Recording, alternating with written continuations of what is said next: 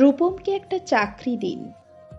MA pass, বাবা নেই, আছে প্রেমিকা, সে আর 2-1 মাস দেখবে। তারপর নদীর এপার থেকে নদীর ওপারে গিয়ে বলবে, রূপম আজ চলি, তোমাকে মনে থাকবে চিরদিন।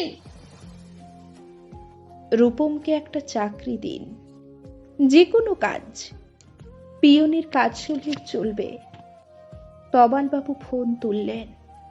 ফোনের অন্য প্রান্তে যারা কথা বলেন তাদের যেহেতু দেখা যায় না, সুতরাং তারা দূরকেও। তবালবাবু মামাকে বললেন, রূপমের একটা চাকরি দরকার। মামা বললেন কাকাকে, কাকা বললেন জ্যাঠাকে, জ্যাঠা বললেন বাতাসকে। মানুষ জানলে একরকম, কিন্তু বাতাস জানলে প্রথমেই ছুটে যাবে দক্ষিণে।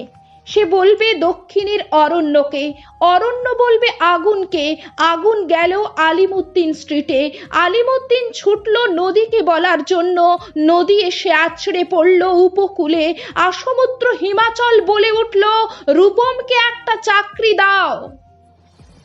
এমএ পাশ করে বসে আছে ছেলেটা। কয়েক মাস বাদের ঘটনা। আমি বাড়ি ফিরছিলাম সন্ধেবেলায়। গলির মোড়ে 7-8 জনের জটলা দেখে থমকে দাঁড়ালাম। জল থেকে সদ্য তুলে আনা রূপমের ডেড বডি, সারা গায়ে ঘাস, খড়কুটো। হাতের মুঠোয় ধরে থাকা একটা 1 টাকার কয়েন। পাবলিক বুথ থেকে কাউকে ফোন করতে চেয়েছিল রূপম। ভারত সরকারের 1 টাকার কয়েনের দিকে আমার চোখ। সারা গায়ে সবুজ ঘাস, ঘাস নয়, ঘাস নয়, অক্ষর।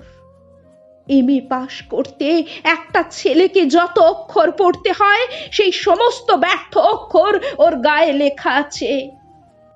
একটা ছেলেকে আপনারা কেন এমএ পড়ান? কোন আহ্লাদে 8খানা বিশ্ববিদ্যালয় বানিয়েছেন? তুলে দিন। এই কথাগুলো বলবো বলে ফোন তুললাম উপাচার্যের। ফোন বেজে উঠল, ফোন বেজে চলল, ফোন বেজেই চলল। 20 বছর ধরে ওই ফোন বেজে চলেছে, আরো 20 বছর বাঁচবে। বাতাস বলছে অরণ্যকে, অরণ্য চলছে নদীর দিকে, নদী উপকূল থেকে উপকূলে আছড়ে পড়ে বলল, রূপমকে একটা চাকরি দিন। কে রূপম? রূপম আচার্য, বয়স 26, এমএ পাস।